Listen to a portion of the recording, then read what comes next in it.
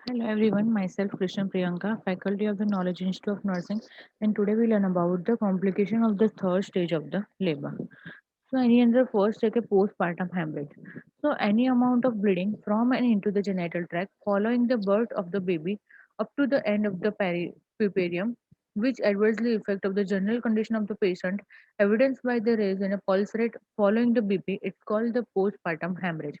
તો જે postmortem haemorrhage છે એ જે કે જેવું બેબીનું ડિલિવરી થાય કે એના એન્ડ ઓફ ધ પ્રિપેરમ એટલે કે વિધિન ધ 6 વીકની અંદર આપણને વધારે પડતા એની અમાઉન્ટમાં જો બ્લીડિંગ જોવા મળે જેનાઇટલ ટ્રેકની અંદરથી અને એની એડવર્સ ઇફેક્ટ કોના પર થતી હોય છે કે મધર પર થતી હોય છે કે જે પેશન્ટ છે એનું જે પલ્સ રેટ છે વધી જતા હોય છે એનું બીપી ડાઉન થઈ જાય ત્યારે આપણે કહીએ છીએ કે પોસ્ટપાર્ટમ હેમરેજ પેશન્ટને થયેલું છે એની અંદર બે છે પ્રાઇમરી છે અને સેકન્ડરી પોસ્ટપાર્ટમ હેમરેજ છે તો જે પ્રાઇમરી છે એની અંદર થર્ડ સ્ટેજ હેમરેજ છે એટલે કે bleeding occurs before the explosion of placenta તો અહીંયા થર્ડ સ્ટેજ લેબર હોય જેની અંદર જે પ્લેઝન્ટા રિમૂવ પણ ના કર્યું હોય અને એ પહેલા જ અહીંયા બ્લીડિંગ થવાનું ચાલુ થઈ જશે અને ટ્રુ પોસ્ટપાર્ટમ હેમરેજ એટલે કે bleeding occurs subsequently to explosion of the placenta તો જેમ પ્લેઝન્ટાને રિમૂવ કરે એમ જોડે અહીંયા બ્લીડિંગ થતું જોવા મળે તો આપણે કહીએ છીએ કે ટ્રુ પોસ્ટપાર્ટમ છે અને સેકન્ડરી પોસ્ટપાર્ટમ હેમરેજ એટલે કે ડીલે અને લેટ હોય છે એટલે કે પેશન્ટને કદાચ ડિસ્ચાર્જ આપી દેવામાં આવે પેશન્ટ કદાચ ઘરે જતું રહે અને ઘણા ટાઈમ પછી પેશન્ટમાં કદાચ આ બ્લીડિંગ જોવા મળે તો આપણે એને સેકન્ડરી પોસ્ટપાર્ટમ હેમરેજ કહીએ છીએ તો પ્રાઇમરી પોસ્ટપાર્ટમ હેમરેજ થવાના કોઝિસ 4 છે તો 4T અહીંયા યાદ રાખવાના છે ટોન છે ટિશ્યુ છે ટ્રોમા છે અને થ્રોમ્બિન છે ટોન છે એટલે કે યુટ્રાઇન એટોની હોય એટલે યુટ્રસ બરાબર કોન્ટ્રાક્ટ ના થતું હોય તો બની શકે છે કે બ્લીડિંગ થવાના ચાન્સીસ છે ટિશ્યુ છે કે પ્રોડક્ટ ઓફ ધ કોન્સેપ્શન પ્લેઝન્ટા અમુક બિટ્સ ઓફ પ્લેઝન્ટા અંદર રહી ગયા હોય તો ટ્રોમા છે એટલે કે પ્લાન સિઝેરિયન સેક્શન હોય એપિઝોટોમી હોય અનપ્લાન વજાઇનલ ડિલિવરી હોય સર્વાઇકલ ટેર થઈ ગયું હોય સર્જિકલ ટ્રોમા થયો હોય તો કોઈ પણ જાતનો ટ્રોમા જો જેનાઇટલ ટ્રેકની અંદર થયો હોય તો એના કારણે થઈને બ્લીડિંગ થવાના ચાન્સીસ છે અને છે કે થ્રોમ્બિંગ તો કન્જિનાઇટલ ડિસીઝ છે કે જો કદાચ પેશન્ટની અંદર બ્લડ ક્લોટ જ ના થતું હોય તો જ્યાંથી પ્લેઝન્ટા ડિલિવર થયું છે એ સ્કાર થઈ ગયો હોય ને ત્યાં બ્લડ ક્લોટ થતું જ ના હોય તો ત્યાંથી કન્ટિન્યુઅસ બ્લીડિંગ થઈ જશે તો ત્યારે કહેવામાં આવશે કે પ્રાઇમરી પોસ્ટપાર્ટમ હેમરેજ થયેલું છે ક્લિનિકલ ફીચર્સ છે કે so may be obviously such as a visible bleeding maternal collapse તો તરત જ આપણને વિઝિબલ પહેલા તો બ્લીડિંગ જ દેખાશે અને મેટરનલ કોલેપ્સ થઈ ગયું હશે દેન અધર સાઇન ઇઝ અ પેલર જોવા મળશે પલ્સ રેટ વધી જશે બીપી ડાઉન થઈ જશે અલ્ટર લેવલ ઓફ કોન્સિયસનેસ જે કોન્સિયસનેસ લેવલ છે અલ્ટર થવાનું ચાલુ થઈ જશે patient may restlessness and the drowsy uterus is enlarge ભોગી ઓન ધ પાલ્પેશન કારણ કે અહીંયા જે યુટ્રસ છે એનું ઇન્વોલ્યુશન નહીં થયું હોય એટલા માટે અહીંયા પણ હજી પણ યુટ્રસ છે ઇન્વોલ્વ એ એનલાર્જ જ જોવા મળશે આપણને ડાયગ્નોસિસ છે તો direct observation in open haemorrhage તો જો પેશન્ટને જો હેમરેજની કન્ડિશન થઈ હોય તો જેનાઇટલ ટ્રેકની અંદરથી કન્ટિન્યુ બ્લીડિંગ આવતું જશે તો ડાયરેક્ટ ઓબ્ઝર્વેશનથી જ આપણને ખબર પડી જશે in sum cases diagnosis is based on the clinical effect તો અમુક એવું ડાયગ્નોસિસ આપણે એના ક્લાયન્ટ સાઇન એન્ડ સિમ્ટમ્સ કયા છે એ રીતના આપણે ડાયગ્નોઝ કરીશું in traumatic haemorrhage uterus is contract જો કદાચ એવું બને કે યુટ્રસની અંદર કશું ટ્રોમા થયું છે એના કારણે થઈને બ્લીડિંગ આવી રહ્યું છે તો યુટ્રસ છે કોન્ટ્રાક્ટ હશે બટ જો એટોનિક હેમરેજ હોય એટલે કે જે યુટ્રસના કોન્ટ્રાક્શન ઓછા આવતા હશે એના કારણે થઈને જો હેમરેજ થતું હશે તો કાં તો પછી યુટ્રાઇન કોન્ટ્રાક્શન વધારે આવતા હશે ને એના કારણે થઈને બ્લીડિંગ થતું હશે તો યુટ્રસ હશે આપણને રિલેક્સ જોવા મળશે ઇન્વેસ્ટિગેશન છે તો throughout examination of the lower genital tract then the CBC clotting screening, cross match, coagulation study, then hourly urine output, continuous pulse, BP, and the central venous pressure monitoring, ECG અને pulse oximetry. તો બધા vital science આપણે પેશન્ટના અહીંયા check કરી લેવા પડશે even તો જેનાઇટલ track પણ આપણે ચેક કરવી પડશે પ્રિવેન્શન છે કે જે કદાચ પ્રાઇમરી પોસ્ટપાર્ટમ હેમરેજ થયું હોય તો પેશન્ટમાં આપણે શું પ્રિવેન્શન કરીશું તો improvement of the health status એટલે કે એચબી લેવલ આપણે મોર ધેન 10 ગ્રામ પર ડીએલ કરવું પડશે screen the high risk client high risk એનું આપણે પહેલેથી સ્ક્રીનિંગ કરી લેવાનું કે જેથી પેશન્ટને આવી કન્ડિશન ઊભી જ ના થાય બ્લડ ગ્રુપ ચેક કરી લેવાનું જો કદાચ વધારે પડતો બ્લડ લોસ થઈ જાય તો આપણે પેશન્ટને આપણને બ્લડ ગ્રુપ ખબર હશે તો આપણે પેશન્ટને સારી એવી રીતે બીજું કોઈ જેવું મેચ બ્લડ હશે આપણે પ્રોવાઈડ કરી શકીશું woman consider at the high risk of the thromboembolism may be receiving the prophylaxis of the from the heparin antenatally તો આપણને પહેલેથી ખબર પડે કે પેશન્ટની અંદર કન્જિનાઇટલ થ્રોમ્બોએમ્બોલિઝમની કન્ડિશન છે તો એવા પેશન્ટની અંદર જે બ્લડ હશે ક્લોટ થઈ જતું હશે અને એવા પેશન્ટને જો હિપેરિન આપવામાં આવશે એન્ટીનેટલી પહેલેથી જ પ્રોફાઇલેક્સિસ આપવામાં આવશે તો પેશન્ટનું એક ક્લોટિંગ ફેક્ટર ઓછું થઈ જશે જો ઇન્ટ્રાનેટલ કન્ડિશન હોય અને આપણને ખબર પડે, so in the event of the woman coming in the delivery while slow delivery of the baby, expert the obstetric anesthetist and active management of the third stage of the labor. તો આપણને પેશન્ટની ખબર પડી જાય કે પેશન્ટને કદાચ slow delivery of baby છે, તો એ વખતે આપણે પેશન્ટનું ધ્યાન રાખીશું. ઇવન જે પેશન્ટને ડિલિવરી કરાવતું એક્સપર્ટ ઓબ્સ્ટેટિક હોવું જોઈએ. અને પેશન્ટની અંદર જે થર્ડ સ્ટેજ મેનેજમેન્ટ એટલે કે ડિલિવરી હતું પ્લેઝન્ટા કરવાનું હોય, એ સારી એવી રીતે એનું મેનેજમેન્ટ કરવું જોઈએ. Avoid the pulling the cord, avoid the fiddling and the kneeling on the uterus. તો જે અમ્બલિકલ કોડ છે એને ખેંચીને કાઢવાની કોઈ જરૂર નથી. અને ઇવન યુટ્રસની ઉપર પણ જે મસાજ કરતા હોય છે એ કરવાની કોઈ જરૂર નથી. એક્ઝામિનિંગ ધ પ્લેઝન્ટા અને મેમ્બ્રેન ઓફ ઇન્ટેકનેસ. તો એક્ઝામિનેશન કરવાનું કે પ્લેઝન્ટા અને મેમ્બ્રેનનું કે અંદર કોઈ પાર્ટ એનો રહી ગયો નથી. Continue oxytocin for the at least 1 hour after. અને આફ્ટર 1 hour સુધી ઓક્સિટોસિન કન્ટિન્યુ આપીશું કે જેથી યુટ્રાઇન કોન્ટ્રાક્શનના કારણે જો કોઈ અંદર કોઈ પ્લેઝન્ટાના પાર્ટ્સ રહી ગયા હોય તો એ બહાર આવી જાય. અને check for the genital tract trauma. અને જેનેટલ ટ્રેકની અંદર કોઈ ટ્રોમા થયો છે કે એ પણ ચેક કરીશું. Observe the patient for the about 2 hours after the delivery. અને પેશન્ટને અબાઉટ 2 hours સુધી આપણે ડિલિવરી પછી પણ પેશન્ટને ઓબ્ઝર્વ કરીશું કે પેશન્ટની અંદર બીજી કોઈ કોમ્પ્લિકેશન જોવા મળે છે કે નહીં. હવે છે કે management of the true postpartum haemorrhage. જે પ્રાઇમરી હતું એની અંદર એવું હતું કે કદાચ કોઈ કન્ડિશનના કારણે થઈને આપણને હેમરેજ જોવા મળે. અને ટ્રુ પોસ્ટપાર્ટમની અંદર એવું હતું કે જેવું જેવું ડિલિવરી કરાવડાવીએ એવું તરત જ ધીરે ધીરે અહીંયા જેમ જેમ પ્લેઝન્ટા તમે રિમૂવ કરો તો જોડે જોડે બ્લીડિંગ પણ ચાલુ થઈ જાય. બટ ટ્રુ જે પ્રાઇમરી પોસ્ટપાર્ટમ હતું એની અંદર એવું હતું કે પ્લેઝન્ટા રિમૂવ પણ ના કર્યું હોય ને એ પહેલા જ આપણને અહીંયા જે બ્લીડિંગ છે એ સ્ટાર્ટ થયેલું જોવા મળે. તો ફર્સ્ટ પ્રિન્સિપલ છે ટ્રુ પોસ્ટપાર્ટમનો કે to diagnose the cause of the bleeding. પહેલા તો ડાયગ્નોઝ કરવાનું કે બ્લીડિંગ કેમ થઈ રહ્યું છે. To take the promote and effective measure two control the bleeding. અને હવે આ બ્લીડિંગને સ્ટોપ કરવા માટે આપણે શું ઇફેક્ટિવ મેઝર્સ લેવાના છે એ આપણે અહીંયા લેવાના છે. So actual management not the feel the uterus. તો પહેલા તો યુટ્રસ હાર્ડ ફીલ થઈ રહ્યું છે, રિલેક્સ ફીલ થઈ રહ્યું છે એ આપણે ચેક કરીશું. એટોનિક યુટ્રસ. તો massage the uterus to make it hard. જો ફર્સ્ટ આપણે યુટ્રસને મસાજ કરીશું. Explore the under anaesthesia.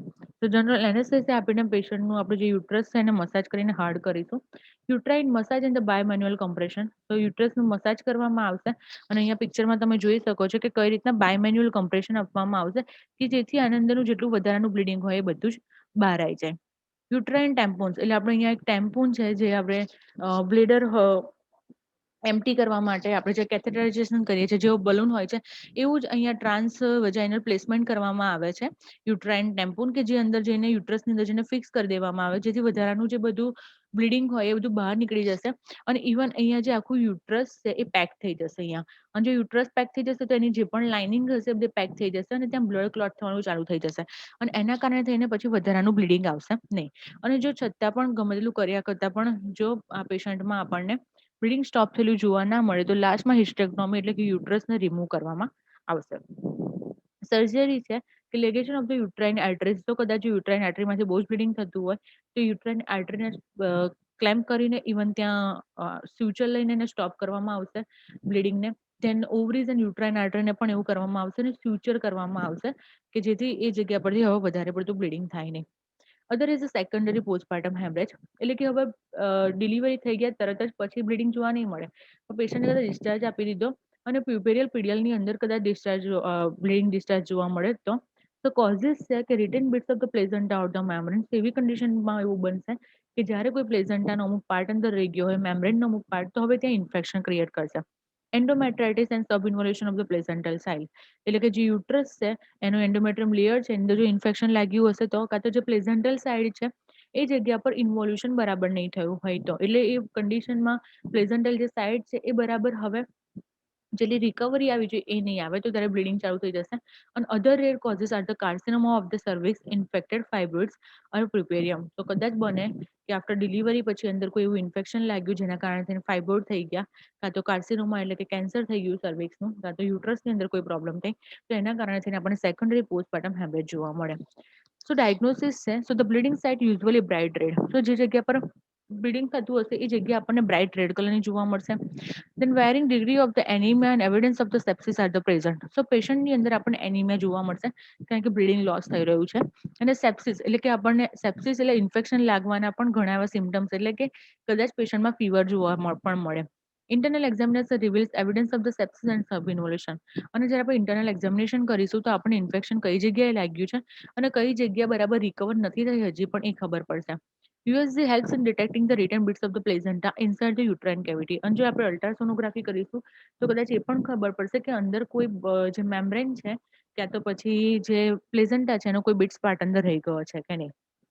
Management શું કરીશું તો મેનેજમેન્ટના પ્રિન્સિપલ છે કે to assess the amount of the blood loss and to replace the lots of blood. તો જે બ્લડ લોસ થઈ ગયું છે એ પહેલા ચેક કરવાનું છે ને કેટલું થઈ ગયું છે કારણ કે એ પ્રમાણે આપણે એને રિપ્લેસ કરી શકીએ. To find out the cause and take the appropriate step of rectifying. તો જે પણ પેશન્ટમાં આપણને કોઝ જોવા મળે તો એને બરાબર ચેક કરવાનું છે અને અપ્રોપ્રિએટ એ પ્રમાણે સ્ટેપ લઈને પેશન્ટને આપણે સારી એવી રિકવરી પ્રોવાઈડ કરવાની છે. સપોર્ટિવ થેરાપી એટલે કે બ્લડ ટ્રાન્સફ્યુઝન કરીશું ઇફ નેસેસરી.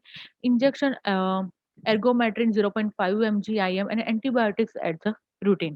તો જે પેશન્ટ છે એની અંદર આપણે બ્લડ ક્લોટ થવા માટે અને જે ઇન્ફેક્શન ના લાગે એની માટે એન્ટીબાયોટિક ચાલુ કરીશું. કન્ઝર્વેટિવ ટ્રીટમેન્ટ છે કે if the bleeding is slight no cause is detect a careful watch is period to 24 hours to don't is hospital. તો કદાચ પેશન્ટ આપણી જોડે આવ્યું, પેશન્ટને સ્લાઇટ બ્લીડિંગ થઈ રહ્યું છે બટ એનું કોઈ કોઝ ખબર નથી પડી રહી. તો પેશન્ટને આપણે 24 અવર્સ સુધી આપણે ઓબ્ઝર્વેશનમાં રાખીશું કે 24 અવર્સની અંદર બીજું કશું પ્રોબ્લેમ થાય તો આપણે ઇઝીલી એને આઈડેન્ટિફાઈ કરી શકીએ. એક્ટિવ મેનેજમેન્ટ છે કે as the commonest cause is due to the retained bits of the placenta or the membrane, it is preferable to expose the uterus urgently under general anaesthesia. Mostly common cause શું હોય છે કે કદાચ પ્લેઝન્ટા કાં તો કોઈ મેમ્બ્રેન રહી ગયું હોય તો એના કારણે થઈને જ યુટ્રસની અંદર આપણને આ પ્રોબ્લેમ જોવા મળે.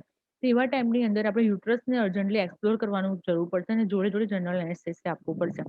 તો product are the remove by the ovum forceps. અને જો કોઈ પ્રોડક્ટ રહી ગઈ હોય તો ઓવમ ફોર્સેપ થ્રુ આપણે એને રિમૂવ કરવી પડશે. Gentle curettage is done by the using the flushing curettage અને ergometry 0.5 mg is given IM.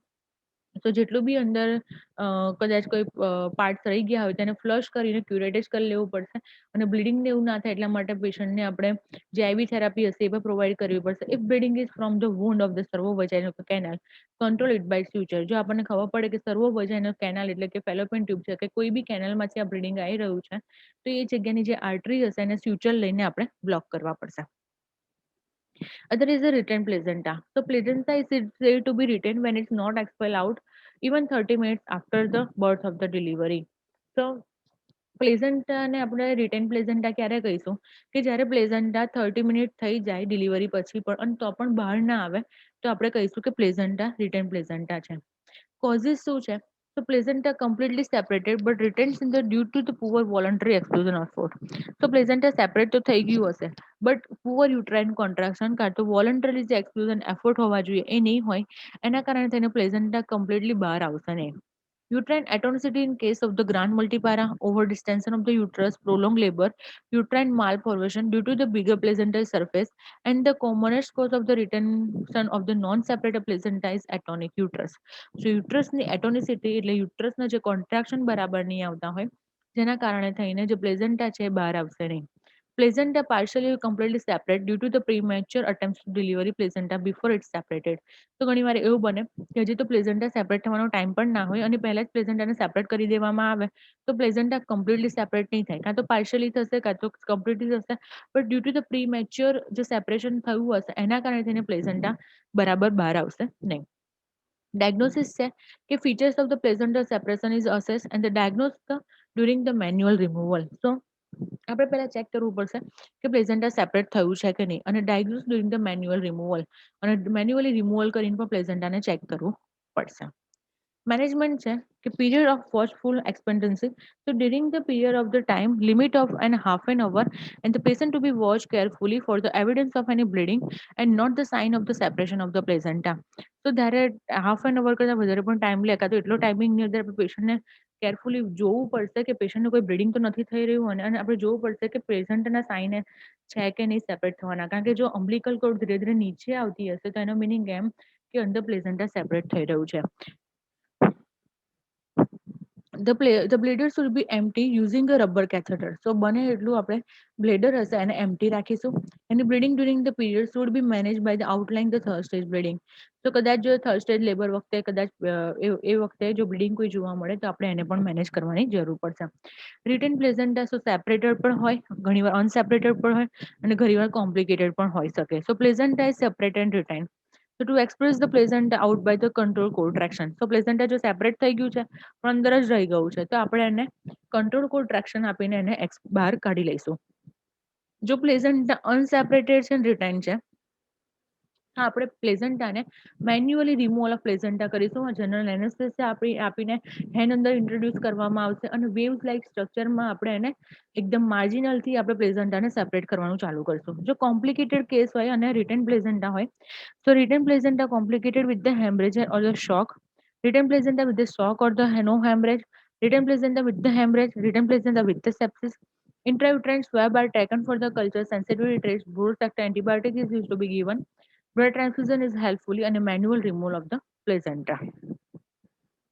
Complication કયા થઈ શકે છે તો આવી કન્ડિશનની તો પેશન્ટને હેમરેજ થવાના ચાન્સીસ છે, શોક થઈ જશે કારણ કે બહુ જ બધું બ્લડ લોસ થઈ ગયો હશે, પ્યુપેરલ સેપ્સિસ થવાના ચાન્સીસ છે અને રિકરન્સ આનું છે કે કદાચ રિસ્ક હશે કે પેશન્ટને આની જ કન્ડિશન બીજી નેક્સ્ટ પ્રેગ્નન્સીમાં પણ થઈ શકે છે. So it's all about the management of the third stage of labor એટલે કે postpartum hemorrhage.